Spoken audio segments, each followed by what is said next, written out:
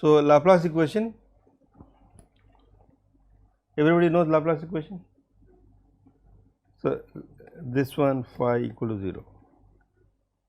Okay. So, what is the property of this equation? It has of course many properties. One important property which is used for solving Laplace equation is that, so this is a domain. Okay. So, phi is like typically electromagnetics, it is potential, electrostatic potential. For magnetostatic potential, phi becomes a vector, and that too has similar form for magnetostatics. In fluid mechanics, we have a pressure which is solved by Poisson equation, which is connected to this one. Okay. Even electrodynamics, this is also equation, right? Given charge, you get phi. So, it is a very important equation. So, the one property which works for Laplace is that potential at any point is average of potential around it. So, I want potential at phi of vector x or vector r, let us say, it is averaged of phi x dx around r. You make a small sphere and average it out, you will get, so phi of r is average. Okay. If you make a small sphere, that is better. If you make a bigger sphere, there will be error. Okay. So, what we do for we can't make a sphere, well, the sphere is clumsy in DNS or simulations. So, we make a grid, assume uniform grid. Okay. So, this part is not looking uniform, but assume uniform grid, and for every point here. So, I do iteratively. Okay. So, this Jordan scheme, right? What is that? Jacobi method. There are many methods, but the simplest is Jacobi. So, I start with some random initial condition with a boundary condition. So, Laplace equation requires a boundary condition. So, there will be boundary means for 2D there are all the walls, you would specify the potential or phi at the walls, but inside is you choose random, the walls are fixed, but inside you choose random.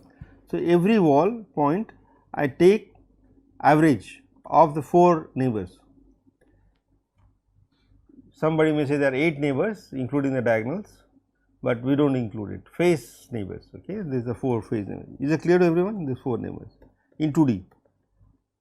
In 3D there will be 6, right, in z direction as well. So, you take the average of those 4 and substitute it here, put it there. So, that is how we update it.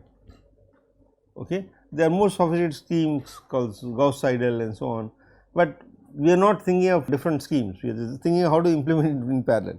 We do it for every grid point other than the wall. Okay. So, can it be done in loop, in parallel? Of course, we can do it in parallel. These variables are stored. So, each guy, well, you can have, let us say 10 processors, you divide the domain and then say, well, every processor will look at the points in their domain and update. Data is shared, so we do not need to do MPI. Had it been distributed memory, then you need to worry about the edge and so on, right. Is that clear? So, that part is done. So, that is what is being done here. Okay. So, I am updating ij grid point. So, it is sum of 4 neighbors in 2D. Now, this code is there in this book, and also I have it in Colab. I have not tested the code though, I hope somebody will test it. So, I took the code from this book and made it, well, that was in Python, but I got it in C. So, if you look at the loop, so just forget about everything else. So, this is a loop for j equal to 1 to n minus 1, I m minus 1, okay. And so, I start with 1, why 1? Boundary. So, I equal to 0, j equal to 0 will be the wall, that this wall is j equal to 0, and also you avoid the last, I am not making it m, is m minus 1, to avoid the wall, and this 0.25 is 1/4, you know. So, I am just averaging over the neighbors. Okay. So, this is part of the loop, pragma ICC, parallel loop, reduction. Okay. Now, so when do we stop? So, this is iterative procedure. So, at some point when you update it, the change is very minimal, change will be maybe 0.01%, then you are sure that you are close to the solution. This procedure is proven to converge. Some procedures do not converge, but this is proven to converge. So, you always will converge, but when do we stop? You will given some tolerance, this tolerance. So, I just see whether my difference is less than the tolerance, but of course, for every grid point I get a error, you find the maximum error. So, that is what is being done here, error is f max. So, that was I spent quite a bit of time. For Python is max, I was using max and the code was not working. In fact, it was working, but it is in some junk. So, f max is for float max. Okay. The max is so C has some different syntax. There are some. So, if you are used to Python a lot, I am used to more Python. So, these are the errors which comes. Otherwise, if a Python code, you can convert to C very easily, but these are the pitfalls, okay, where you may fall, and I think spend 1 hour to fix it. So, that was so Google helps, you can just see or ChatGPT. Okay, ChatGPT now I am using.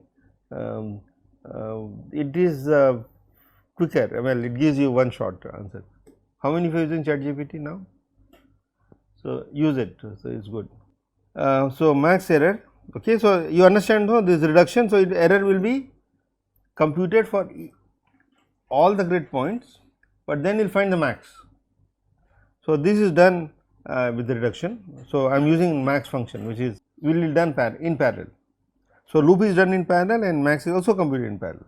Okay, so, these are something we can just keep in mind, and of course, you do not need to memorize the syntax, but once you have a sample code, then you can use them. So, this is what it is, and we have to loop it until my error is, well, first of all, after that this new Aij. So, that will be the current Aij after this is done. So, I update Aij with new Aij, and I loop. Next time I look at error. So, till what time I should continue the loop? Till error is greater than tolerance or error is less than max iteration. Sometimes the tolerance may be too little and the loop may go on forever. So, it is good idea to put max iter. So, straightforward, and so I had a sequential code, OpenECC, some I put few pragmas, and that is it. So, there are few other functions like update. So, you see we have sequential code. So, CPU is also doing a lot of work, and you have to make sure that memory of the CPU and device memory are in sync. Okay. So, the update function will make sure that this is synced, updated. I have not used that stuff, but you can use it. There is another function called collapse. It is not a function, another directive, comparative directive called collapse. So, if you have 2D array, then it can make it a 1D array, the way I showed you how to do it. So, collapse, so multi-dimensional loops can be collapsed. It improves memory locality. I discussed locality. So, the location memory, main memory should be consecutive. Well, the data I want to operate on, this memory should be consecutive. So, imagine if I had a matrix and I am working on this variable, then I have this variable like this. So, they are not consecutive if it is in a. So, our operation should be such a way that we go in sequence in a 1D line. Okay. So, most of the time you can achieve it, but sometimes you cannot. Okay. But there are some tricks to get over it, but it is there. So, collapse is a function. So, this is well, I will erase this one. So, pragma ACC loop collapse 2. So, how many levels of collapse? 2 levels of collapse. So, I is collapsed and j is collapsed, and I am doing this Cij. Well, basically this is part of C equal to A star B matrix multiplication. So, I am multiplying it. Even if your data is not in 1D, you can use collapse to change it to 1D, or even if, well, I mean it may be 1D, but this is telling the compiler that okay, collapse it and do it in a line. Okay, this is a same example is well, this is update. So, this is also collapse. So, there are two things, no, multiply and then this for, sorry, this is not two operations, this for Laplace and this for C equal to A star B, two different examples. Okay, this is something called tile clause, this for your reference. So, I can divide the data into tiles. Okay, remember we had grid in CUDA. So, grid is so we have thread, block and grid. So, tile is like you can think of a grid. So, I have tiles which can work in tandem, in parallel. Okay. So, I put tile 2 by 2. So, the data is going to be divided among the tiles. Okay. You do not need to do any division yourself, compiler will do it for you. Of course, here my data numbers are very small 4 4, but I have billion data points. So, I can use tile to speed it up. So, you are expecting that the compiler will assign more threads, okay, that is the idea. For every tile there will be more threads. Okay, so, this is another concept, gangs, workers and vectors. Okay, this is a name, I do not know why OpenACC chose these names, but they have one-to-one analogy with threads. So, vector is like okay, I am going to have, I have it in my table. Okay. So, gang is combination of workers, worker is combination of vectors, and vector is like threads. Okay. So, here we have gangs, like these are gangs, but every gang. So, this is this gang number 5 and 3 workers. So, this is one gang. So, one gang has 3 workers, sorry, this is one gang only. Okay. This is one gang number 1. So, there will be another similar stuff. So, this is one gang, gang number 1, and it has 3 workers, right. You see 3 workers, and every worker has how many the vectors? 1, 2, 3, 4, 5, 6, 6 vectors. Okay. So, 3 workers and each worker has 1, 2, 3, 4, 5, 6 vectors.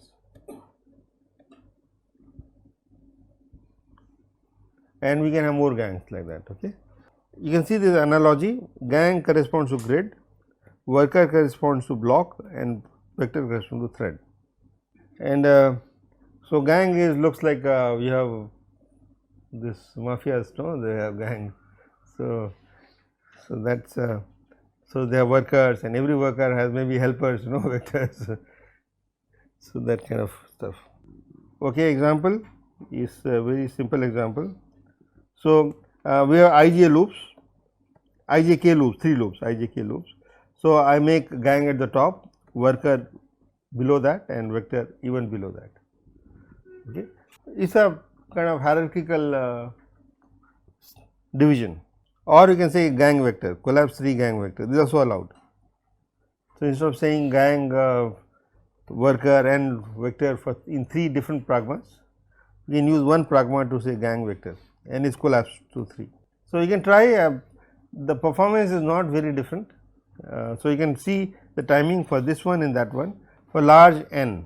I have not done this comparison, I hope some student will do it. So, you can compare the timings, they are not very different, few percent as far as I see. There are some tests as well done by other people. So, you can try yourself, the hardware is different now. So, some codes we do want to keep it sequential, there may be if statement or whatever, I mean there are reasons why some things should be sequential. So, you can say well this part should be done sequentially. Okay. So, pragma ACC loop sequential. So, this part will be done sequentially. You can generate, you can tell the compiler to generate n number of gangs, m number of workers and q number of vector. So, this is an example where I say, well, pragma ACC parallel num gangs 2. So, 2 gangs, 2 workers, and each worker has 32 vectors,